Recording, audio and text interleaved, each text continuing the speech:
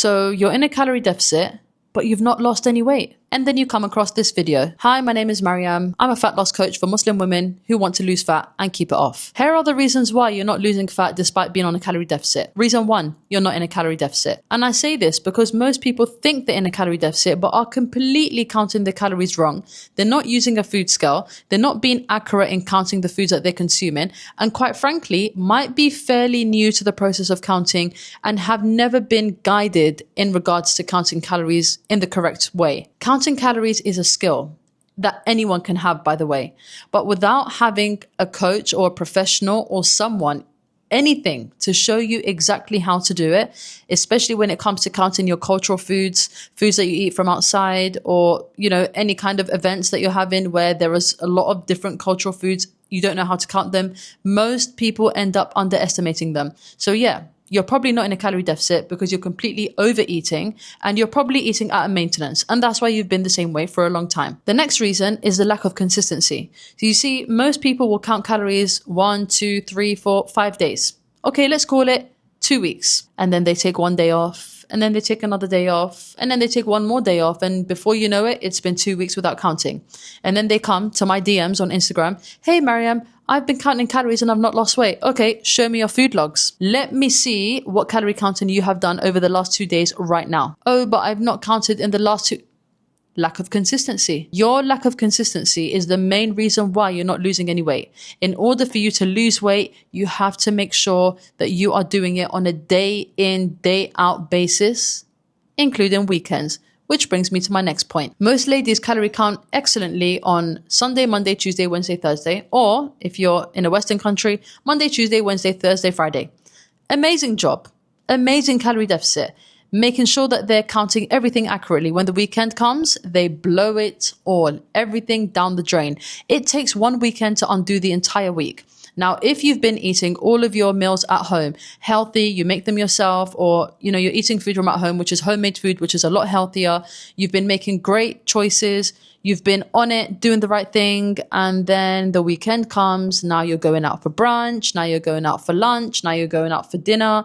Now you grabbed a coffee and a croissant with a friend or two. And before you know it, you weigh yourself on Monday. And then you're like, whoa, I've not lost any weight this week. But I've been in a calorie deficit. Well, you haven't. The mistakes that you make is overeating on the weekend, which brings up your average calories for the week back to maintenance. So you weigh yourself and now you're the exact same weight that you were last week. What I have my clients do is weigh themselves on Friday and then they weigh themselves again on Monday. I challenge you to tell me which weight you think is the lightest. Friday. The Friday weight is always the lighter weight in comparison to the Monday, because what happens over the weekend, social eating, restaurants, etc. But as long as the weight is lower than what it was at the beginning, which it is with my clients, then you are still in a calorie deficit, but you've eaten a little bit more, which means you might be losing weight at a slower pace because of what you're doing over the weekend. As long as you are overeating on the weekend, you will notice that you're not losing the weight that you want to, because you're always putting yourself back into a maintenance. You have to treat your Friday, Saturday, and Sunday how you treat a Monday, Tuesday, Wednesday. When your Friday, Saturday, and Sunday starts to look like your Monday, Tuesday, and Wednesday, you will start to notice now the weight is coming off easier. Now you truly are on a calorie deficit. And one of the main reasons that you're not able to lose fat and keep it off is simply because you have a lack of accountability. You don't have accountability for yourself. You don't have accountability to anyone else. So if you slip up and you don't lose any weight this week, well, who cares? Nobody cares. However, if you had a coach like me, you probably would have stayed on track. You would have probably made sure that you met your target for that week. Why? Because 1, you didn't just put your money down and still gain weight or not lose any weight. But 2, you will know that you have someone to answer to by the end of the week. Someone is going to be there waiting for you. Hey, let me see what you've done this week. Let's see your workouts. Let's dissect your food. Let's see exactly what you've done to get to where you need to be. If you've done a poor job, someone's going to tell you about it. And if you do stay on track, congratulations. I win, you win, everybody wins. This is why it's so important to have accountability. That could be a coach, that could be your husband, that could be a friend, it could be your mom, it could be whoever. Anyone that can keep you accountable on a week-to-week basis to ask you the right questions, to guide you through your mistakes and how to overcome them in the future. Now, here are the common issues surrounding weight loss. However, if you are someone who truly is in a calorie deficit and you truly are accountable to yourself and you truly are counting calories accurately, you're weighing your food, you're doing everything right, and you notice that you're still not losing weight, this is a big red flag. Now, I'm not talking about you've not lost weight in 2 weeks. I'm saying you've been consistent for 6, 7, 8 to 12 weeks at a time, and you notice that you're not losing any fat at all. This is a red flag. These are things that you may be suffering with, whether you know or not. 1, hypothyroidism. If you have hypothyroidism, it simply means that 1, your body doesn't have a very good metabolism. 2, it means that your weight loss will just be significantly slower, or you may not be able to lose weight at all, or you may be insulin resistant. Which brings me to my next point. You actually may be insulin resistant even if you don't have hypothyroidism. If you notice that the only way for you to lose fat is to lessen carbohydrates and to maybe intermittent fast, then it may mean that you're insulin resistant. Or you may have PCOS. And just to let you guys know, over 35% of women have metabolic conditions or insulin resistance. That means whether you are in a calorie deficit or not, without the right guidance and the right tweaks for your body and what it needs, you will never lose weight even if you're consuming 900 calories a day. So if this sounds like you probably want to book an appointment with your GP or reach out to someone that specializes in this area, or DM me on Instagram at Marianne Motivates. So like I said, you're in a calorie deficit, you think you're doing everything right, and let's say what I just said didn't really apply to you. But here's where it will. You see, most people are able to stay in a calorie deficit when they're at home and they're in their usual routine. But my next thing is, what happens in family events? And this is one of the biggest struggles that my clients also have when it comes to their journey. It is absolutely vital to navigate through family events and to navigate through social events in general, whilst still applying your calorie deficit. Because like I said, this will start looking like the weekend, where the weekend comes and you completely just overdo it, and then you're not able to stay on track and you end up not losing any weight that week, although you're in a calorie deficit. Family events also apply. That goes for weddings, family dinners, or just small family get-togethers over the weekend or any other day. If you don't know how to eat food in a calorie deficit because you didn't cook it, that is not good enough. You should be able to count calories of foods that you didn't make whilst overestimating and whilst not weighing the food, because we can all agree that sometimes weighing your food in front of other people is a little bit awkward. I don't expect you to take your scale to like a friend or family's house to start weighing your food like a crazy person, but it is very, very good to understand how much weight your food is just by visually looking at it. But the only way to truly know the weight of food is if you've been consistent for a long time. However, if you're just starting your weight loss journey today, but you're going to your friend's house for an event tomorrow, then obviously counting calories on that day is not going to be very accurate. However, if you've been consistent for a very long time, then you would know. I have clients that take pictures of their food, they send it over to me, and I tell them roughly how many calories it is, just so we can make sure that they are staying on track even on these family events. Just because you have a family or a social event, it doesn't mean that you stop counting completely.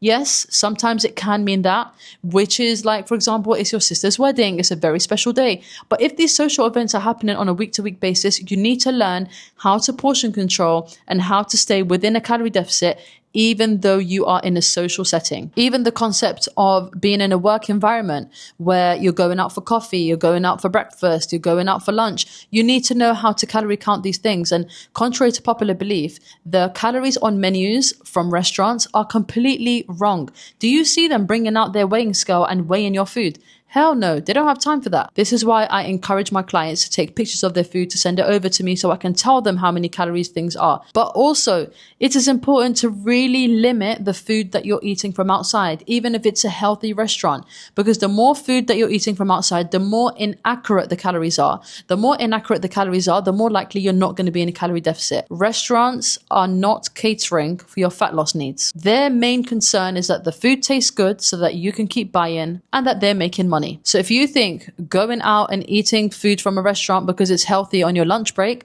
just know that you're probably still going over your calories, even if you're calorie counting.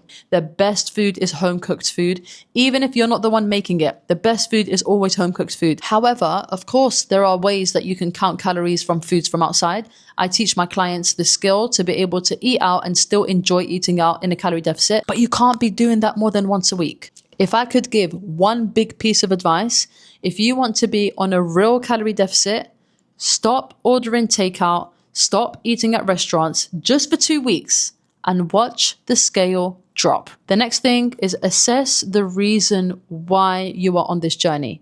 If you are on a fat loss journey or a fitness journey just because, it's not good enough. You need to have a strong reason why. The only way to stay consistent is if you have a real reason as to why you want to change. That could be health, overall health.